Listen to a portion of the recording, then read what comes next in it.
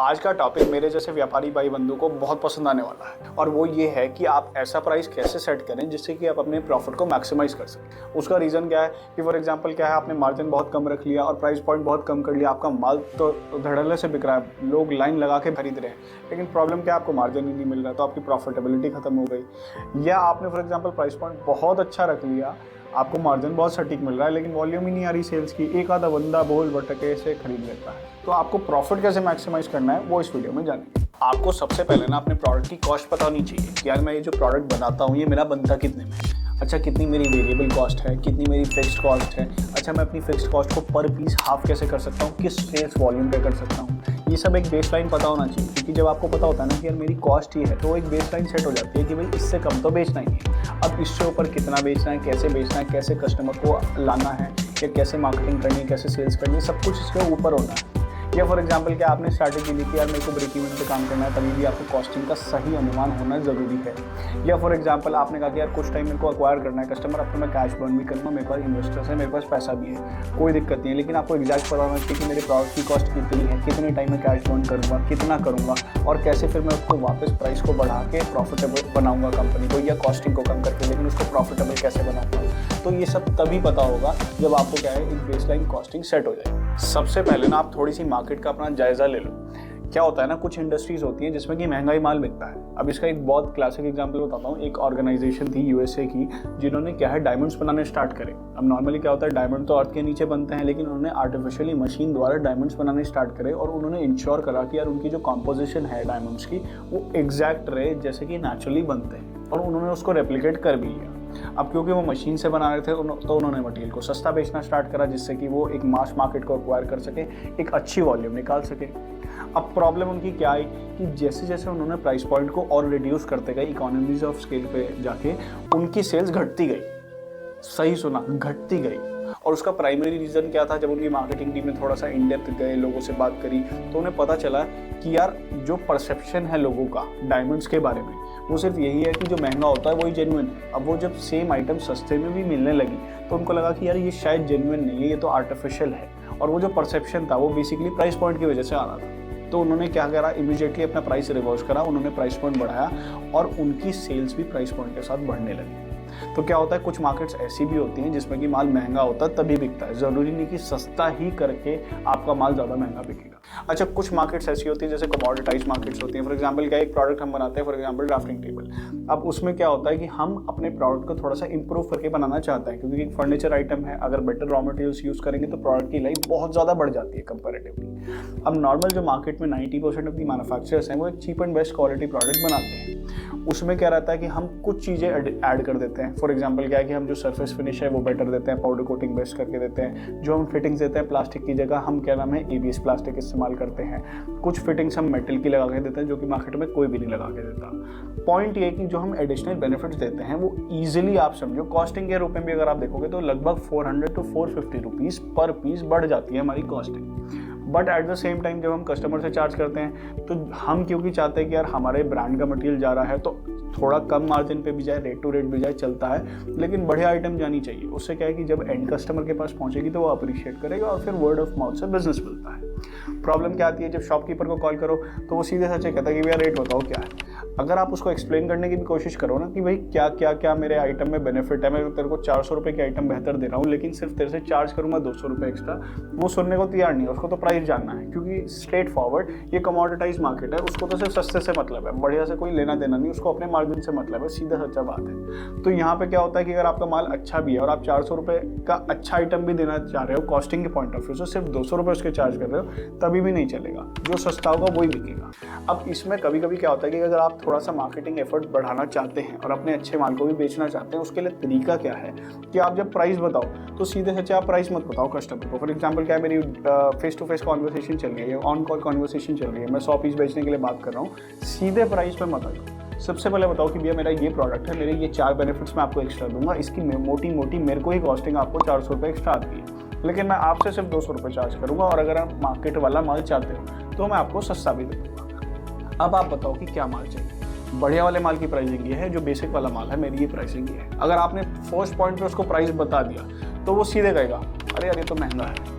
आपने कम से कम भी प्राइस बता दिया तो तो आप अपना सिर पकड़ लोगे, यार इतना सस्ता माल तो मैंने ही नहीं बेचा, मैं खुद मैन्युफैक्चर कर रहा हूँ, मैं कॉस्टिंग पे इसको माल दे रहा हूँ, तभी भी वो यही कहेगा भाई महंगा है, बस महंगा है। वो सुनेगा भी नहीं कि आपका माल कैसा है, उसको पता भी नहीं आपका माल कैसा है, लेकिन वो सीधे आपको कह देगा महंगा है। तो बेटर क्या है कि अगर आपको टाइम मिल रहा है और सामने वाला सुनने को तैयार है, तो आप उसको पहले थोड़ा सा प्रोडक्ट के बारे में बताओ, सर्विस के बारे में बताओ, उसके बेनिफिट्स बताओ, और फिर उसको प्राइस डिस्क्लोज करो एंड।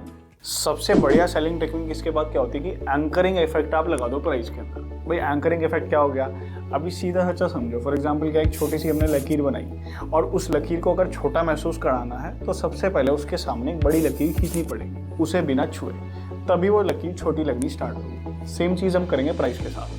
अगर हमें अपने प्राइस को कम महसूस कराना है तो हमें एक बड़ा प्राइस चाहिए उसके सामने खड़ा हुआ, जिससे कि हमारा प्राइस ऑब्वियसली एक बेसिक सा प्राइस लगना शुरू हो जाए, जस्टिफाइड रीजनेबल प्राइस लगना स्टार्ट हो जाए। अच्छा, इसका तरीका क्या होता है, फॉर एग्जाम्पल क्या है, भाई मेरा ये जो प्रोडक्ट है ना, ये 10,000 रुपये का बिकता है, MRP आप देखोगे 10,000 रुपये, लेकिन उस MRP को काट के हमने दे दिया कि भैया नॉर्मली जो हमारा ऑफर चलता है वो 7,500 रुपये में अपनी टेबल्स बेचते हैं, लेकिन क्योंकि आज XYZ है तो हम ये सेम टेबल आपको 3,000 रुपये में देने को तैयार है।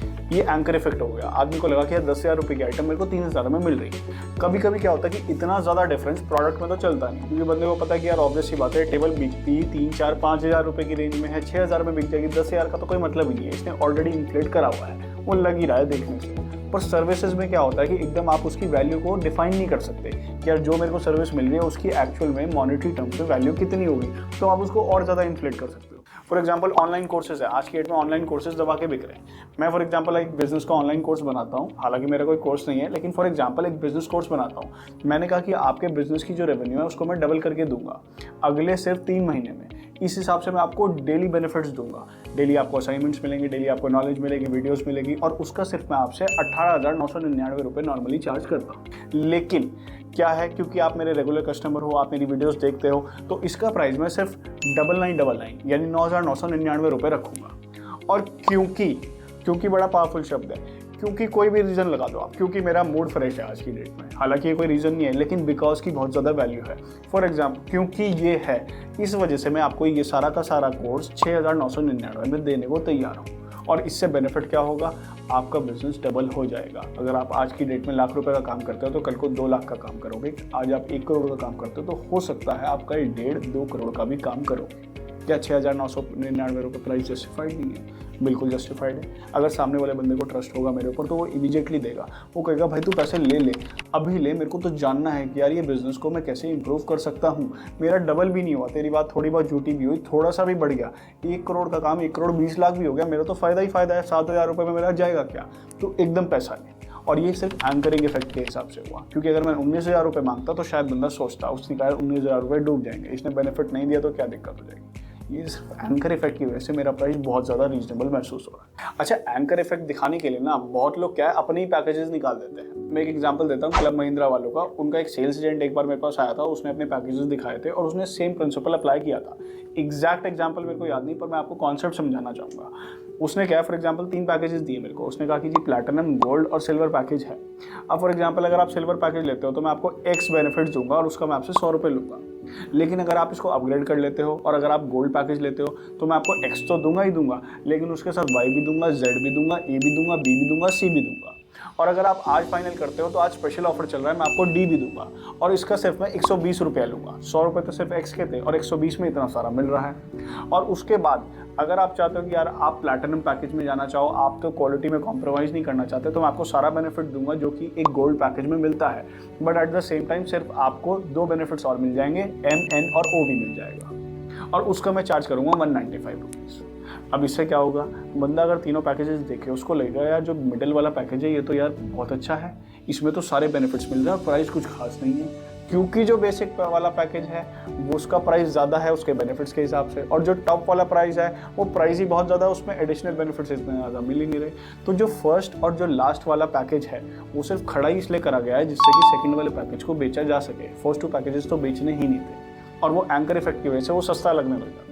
आप अपसेल करना स्टार्ट कर दो। फॉर एग्जांपल क्या, मैंने एक सर्विस भेज दी, 1000 रुपये मैंने कस्टमर से ले लिए। अब जो ट्रस्ट बैरियर था वो तो हम ओवरकम कर चुके हैं। हाथ क्या, तो उसको बता दो कि यार ये एडिशनल सर्विस दे रहा हूँ, और अगर आप एडिशनल सर्विस ऐड करोगे तो वैसे तो ये 500 रुपये में बेचते हैं, लेकिन आपको मात्र 100 रुपये में अभी दे दूंगा।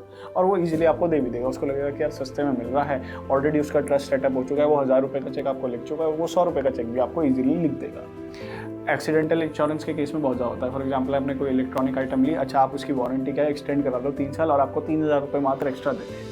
तो इस तरह बहुत इजीली सेल हो जाता है, क्योंकि बंदा ऑलरेडी क्या है 1 लाख रुपये का लैपटॉप लेके जा रहा है, उसने कहा कोई दिक्कत नहीं, 3000 रुपये और दे देता हूँ, 3 साल के लिए मैं और सेफ हो जाऊँगा। कल को टूटे ना टूटे दैट इज सेकेंडरी, लेकिन वो ऑलरेडी दिखता है कि यार 50,000 रुपये का मेरे को बेनिफिट मिल जाएगा, जब मेरे को रिपेयर करना पड़ेगा चलो 3000 रुपये आज एक्स्ट्रा दे देते हैं। तो अपसेलिंग इजीली पॉसिबल हो जाती है जब एक बार ट्रस्ट बन जाता है। फाइनली आप अपने प्राइस को ना थोड़ा सा टेस्ट करके देखो। भाई कितना भी आप टेक्निक्स को लगा लो, लेकिन एक बार आपको टेस्टिंग करनी पड़ेगी। फॉर एग्जांपल थोड़ा सा प्राइस पॉइंट बढ़ा के देखते हैं क्या हमारी सेल्स पे फर्क आ रहा है, या थोड़ा सा प्राइस पॉइंट कम करके देखते हैं क्या हमारी सेल्स उतनी ज़्यादा बढ़ रही है कि हमारा जो लॉस प्रॉफिट था ड्यू टू रिड्यूसिंग प्राइसेस वो कवर अप हो रहा है। तो इस तरह थोड़ा सा आपको खेल के देखना पड़ेगा। ऑनलाइन में तो ये बहुत ज़्यादा होता है। फॉर एग्जांपल आप एड्स वगैरह चला रहे हो तो टेक्निकल टर्म है ए टेस्टिंग करके, जिसमें कि आप टेस्ट करके देखते हो। फॉर एग्जांपल 2 कैंपेन्स चलाए, एक पर्टिकुलर कैंपेन मैंने पर्टिकुलर चीज़ों के साथ चलाया, और फिर दूसरे कैंपेन को मैंने एग्जैक्ट सेम चलाया, उसमें एक चीज़ ट्वीक करके देख ली, तो उससे मेरे को पता चल गया कि यार वो जो चेंज कराया मैंने उससे क्या रिजल्ट पे फ़र्क आ रहा है। उम्मीद करता हूँ कि धंधे को बढ़िया चलाने के लिए आपको कुछ ना कुछ वैल्यूएबल टिप्स मिल रही हैं, और अगर आप चाहते हो कि मैं रेगुलरली आपको ये टिप्स देता रहूँ तो इस चैनल को भी सब्सक्राइब कर लीजिए और नोटिफिकेशन बेल को हिट कर लीजिए। मिलते हैं नेक्स्ट वीडियो में। अंटिल